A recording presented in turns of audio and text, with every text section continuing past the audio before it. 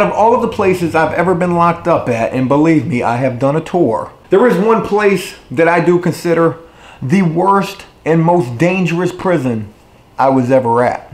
It's a place called Mecklenburg Correctional Center, and if you don't believe me, you can look it up on Wikipedia, but you don't have to do that. I've already done it for you.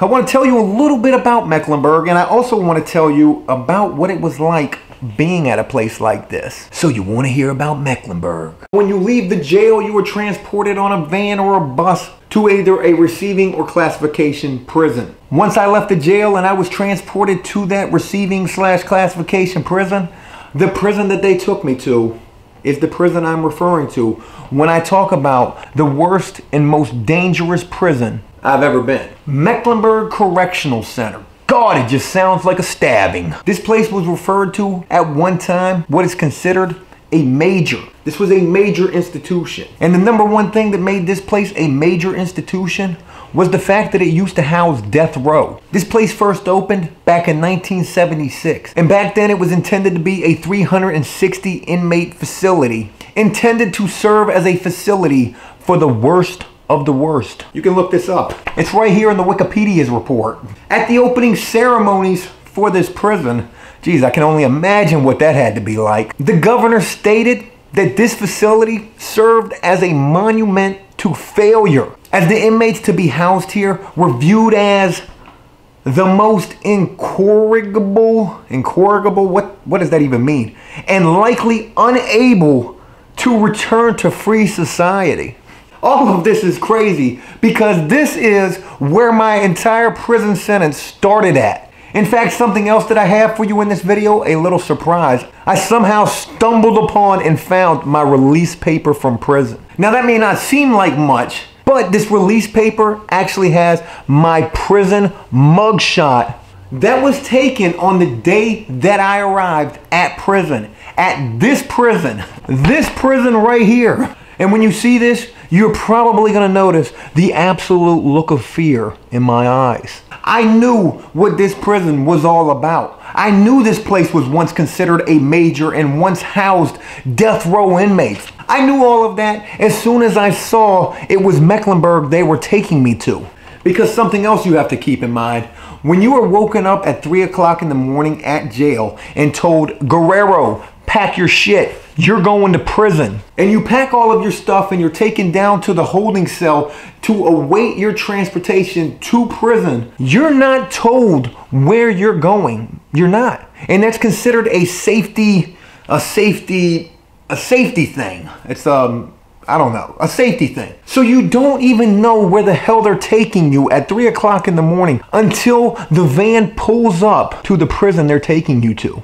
Oh, we're going here, huh? You sure you got the right guy? I'm going here. This was a rough ass place. And I knew that when I saw it through the steel grated van window as we were pulling up to that prison. This prison even had a major escape that is marked in history and called the 1984 Death Row Escape, where 6 inmates facing the Virginia electric chair, Jesus Christ, they got an electric chair named after the state, made a daring escape from the facility on May 31st, 1984. The inmates who escaped consisted of 2 of the notorious Briley brothers. And if you don't know who the Briley brothers are, don't fucking ask me because I don't know either. But I'm sure there's some pretty bad individuals. And they even say in the Wikipedia's report how it went down. While returning to the building from evening recreation time, the hulking Clayton, this guy must have been hulking, hid in a correctional officer's station restroom, then charged out on cue from another inmate when the CO station door was opened. I don't know. I'm reading this exactly how it is, and I don't know. Clayton overpowered the CO and released all of the locks in the housing unit. I try to paint this picture exactly what this place looked like on the inside. I don't even have to do that now because I did actually find an archived photo of a cell block from inside of this Mecklenburg Correctional Center. So this is that archived photo. And you can see that there is a staircase that leads up to a top tier where there are cells up there. And also there are steps that go down almost into a little ditch area where there are cells on that bottom tier right there. This prison had a ton of blind spots, especially inside of the housing units. So it's not hard to imagine that violence could occur and did occur at pretty much any given time here. These inmates took over the unit and stole uniforms from the COs who subsequently entered on rounds. They bluffed their way out of the unit by putting on riot helmets to conceal their faces as they carried out a supposed bomb, which was actually a cell block TV covered with a blanket. Prison Break ain't got shit on this. They carried the TV out of the unit on a stretcher, spraying it with a fire extinguisher, and put it into a waiting van. Maybe the fire extinguisher was to, I don't know, make it look like it was smoking or something. The bomb is about to go off, get the fuck away from us! And then with the van, that's what they used to drive right out the front gate of the prison. Once the 6 men were free from the prison, they escaped across the nearby Carolina border. The men soon split up, unsure of what to do now that they were back into free society. I don't really understand that part of the story because you put so much effort into this escape plan. How the hell did you not have a plan for what to do once you were free? I guess they didn't really think of that. 2 of them were caught the following day when a patrol car passing by a laundromat spotted the 2 men inside. One of them was wearing what appeared to be a CO's jacket with the badges torn off, and the 2 men had stopped. I'm not even making this shit up. They had stopped to eat some cheese and drink some cheap convenience store wine. I gotta be honest with you, had it been me in this situation, there's no way in hell we would have stopped at a laundromat for some cheese and wine the day after the escape. The other 4 prisoners stole a pickup truck. 2 of them were dropped off in Philadelphia, where they worked as mechanics for a friend of a local uncle, and the other 2 went as far as Vermont. It was there that one of them was apprehended at gunpoint by a state trooper after robbing a souvenir shop of $80. One of them gave himself up the following day just 5 miles south of the Canada-US border. He was pretty close to getting away. He was cold, hungry, and bitten by flies, so he called his mother, who persuaded him to turn himself in. The 2 Bridley brothers, God, them guys, the Bridley brothers. They were caught after the FBI traced a phone call they had made to contact a New York City garage where they were working.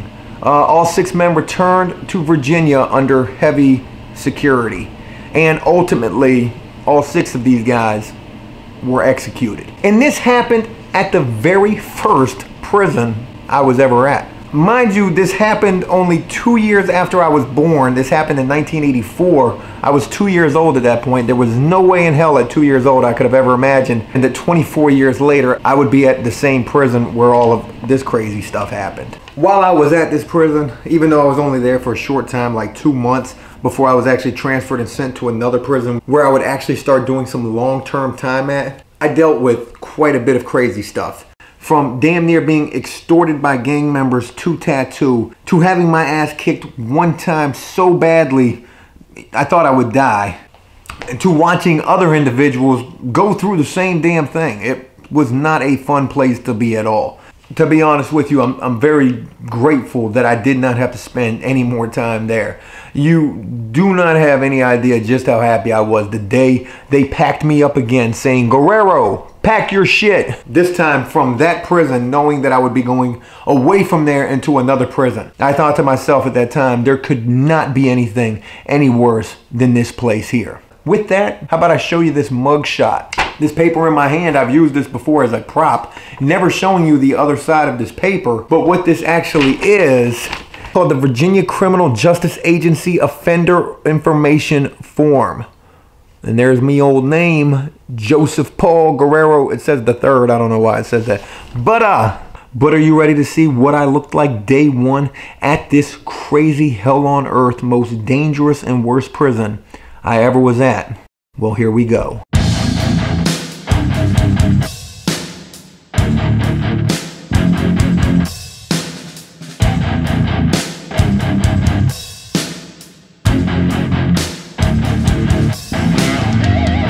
I mean, just look at the way I look. I look lost. I look like I cannot even believe that I'm here. There's really not even much of an expression at all on my face. I think my eyes tell the real story though.